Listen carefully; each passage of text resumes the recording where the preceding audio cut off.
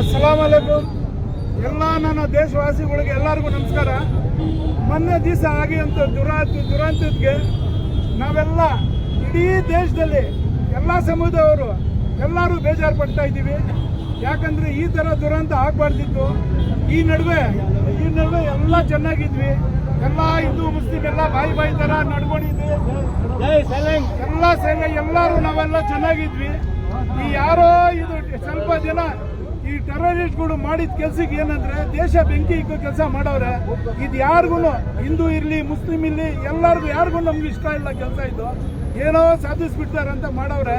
ಶಾಂತಿ ಇದ್ದಿದ್ದ ದೇಶದಲ್ಲಿ ಏನೋ ಬೆಂಕಿ ಇಕ್ಕನಂತ ಮಾಡವ್ರೆ. ಆದ್ರೂ ಜನ ಬುದ್ಧಿವಂತರು ಇದ್ದಾರೆ, ತಿಳುವಳಿಕೆ ಎಲ್ಲರಿಗೂ ಐತೆ ಈ ದೇಶದಲ್ಲಿ. ಇವಾಗ ಯಾವನು ಅದಕ್ಕೆ ದುಡ್ಕೋವನಂತಿಲ್ಲ. ಯಾಕಂದ್ರೆ ಎಲ್ಲರೂ ಸ್ಪಂದಿಸ್ತವ್ರೆ. ಇದು 28 ಫ್ಯಾಮಿಲಿ ಏನ್ ಸತ್ತವ್ರೆ. ದೇವರು ಅಲ್ಲ ಅವ್ರ ಫ್ಯಾಮಿಲಿಗೆ ಒಳ್ಳೇದು ಮಾಡಲಿ ಅಂತ ನಾವು ಬಯಸ್ತೀವಿ. ಇನ್ನೊಂದ್ರೆ ಅವ್ರು ಮಾಡಿರೋ ತಪ್ಪಿಗೆ ನಾವು ಬಹಳ ಬೇಜಾರಾಗಿದ್ದೀವಿ. ಇದಕ್ಕೆ ಯಾರು ಕೈ ಜೋಡಿಸ್ತಾ ಇಲ್ಲ. ಎಲ್ಲರೂ ನಾವು ಬೇಜಾರಾಗಿದ್ದೀವಿ.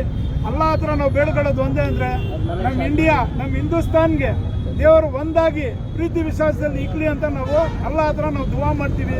ಎಲ್ಲ ದುವಾ ಮಾಡೋಣ. ಜೈ ಹಿಂದ್, ಜೈ ಕರ್ನಾಟಕ. ಜೈ ಹಿಂದ್.